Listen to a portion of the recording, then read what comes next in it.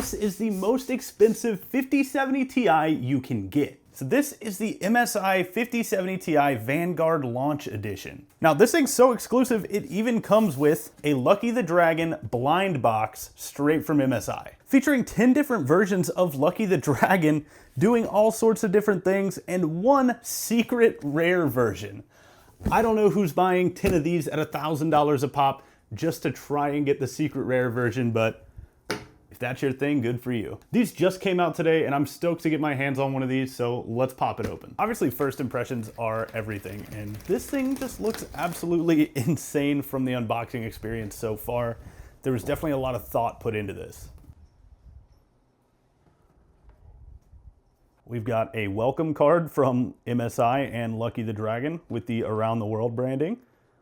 I'd really like to get that astronaut guy, but we'll see what happens. Should I just go ahead and open this before we even see the GPU? Pretty cool. I mean, they kind of tried to add like an element of exclusivity to this, and I think it worked. I think this is extremely cool, and definitely haven't seen any other manufacturer doing this, so pretty cool. All right.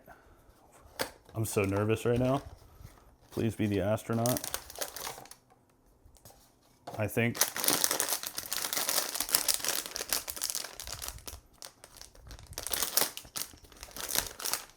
All right, moment of truth. Okay, we got the, what is this called? We got Guard Lucky. That's pretty cool. Honestly, I appreciate the amount of thought that went into this, especially at the price. Oh my gosh. Pretty cool. Oh, there was a spoiler in here. We got Guard Lucky. All right, the blind box was a little bit of a bummer, seeing as we were really hoping to get the astronaut or the secret rare Lucky. But you know what? We'll take him. Now, hopefully we are not let down by the actual GPU.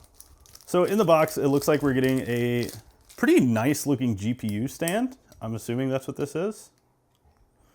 Either that or I'm just breaking something for no reason. Yeah, just breaking something for no reason. A triple PCIe to 12 volt high power cable. Definitely not going to be using this. 100% just going to be using a one piece, not extension, but cable replacement. In my opinion, those are the best way to go about it with the 40 and 50 series. Anything using the 12 volt high power, I am not a fan of adapters. Especially because as stiff as this is, you really have to crank it over just to be able to fit it in your case, which is just introducing extra problems. Especially, I mean, look at that. Look how far that goes before it's bendable. Definitely not the move. I would totally go with a replacement cable if you're picking one of these up. All right, now for the moment of truth. Let's see what this thing looks like.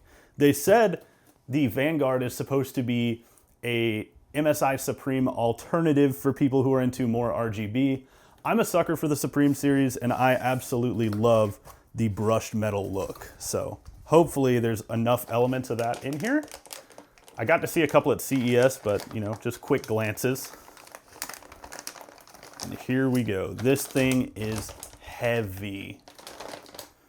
But what do we look like without the plastic?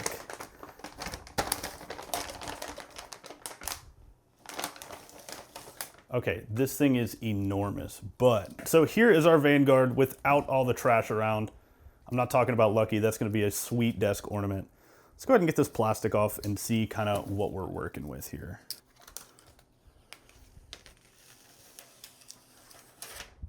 I love that they've kept this kind of brushed aluminum look off in one piece. All right. Oh, that's nice. This is definitely a beautiful card. And I love this whole aesthetic that they go with the whole kind of like metal look. This year they really added these carbon fiber accents, which I think look fantastic. I think this looks amazing. I almost think the back looks better than the front. It is an SoC edition. So we are gonna see some, oh, another piece of plastic, some higher clock speeds out of this, and hopefully a good chunk more performance.